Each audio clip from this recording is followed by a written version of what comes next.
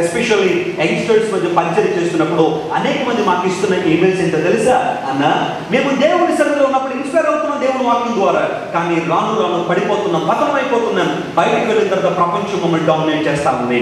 బయటికి వెళ్ళిన తర్వాత నిలబడలేకపోతున్నాం అన్న, మా కోసం ప్రార్థించేయని కొన్ని వందల ఈమెయిల్స్ రోజు మేము రిసీవ్ చేసిన కారణం ఏంటో తెలుసా? They are weak in their character. వారికి ప్రవర్తనలో చాలా వీక్గా ఉన్నారు. కొంతమంది పిల్లలు తమకు తెలుసు చేస్తుంది తప్పు అని, అయినప్పటికీ కూడా దాన్ని చేయడానికి ఇష్టపడుతుంటారు. ఎడిక్షన్ తప్పు అని తెలుసు, ఎడిక్ట్ అవ్వకూడదని తెలుసు, అయినప్పటికీ కూడా ఎడిక్ట్ అయిపోతుంటారు. బహుశా స్మోకింగ్ కావచ్చు, త్రాగుబోతనం కావచ్చు, అడల్టరీ కావచ్చు, ఫోర్నికేషన్ కావచ్చు, పోర్నోగ్రఫీ కావచ్చు, మరేమైనా కావచ్చు.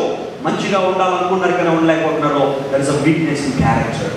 ఈవెన్ అపోస్టల్ పౌలు కూడా అన్నాడు, అయ్యా దేవా, నేను మంచిగా ఉండాలనుకున్నాను కానీ నాకు తెలియని నీ మీద నాలో పనిచేస్తూ ఉంది. ఇటు దౌర్భాగ్యమైన శరీరం నుండి నన్ను విడిపించగలవాడు ఎవడు అని ఈవెన్ అపోస్టల్ పౌలు కూడా ప్రార్థన చేశారు. ప్రభునందు ప్రియులారా, చాలాసార్లు మన జీవితంలో కూడా క్యారెక్టర్లో ఎక్కడో లోపాలు వచ్చేస్తున్నాయి. దేవుడి స్టాండర్డ్స్ మనం రీచ్ కాలేకపోతున్నాం, పరిశుద్ధంగా ఉండలేకపోతున్నాం.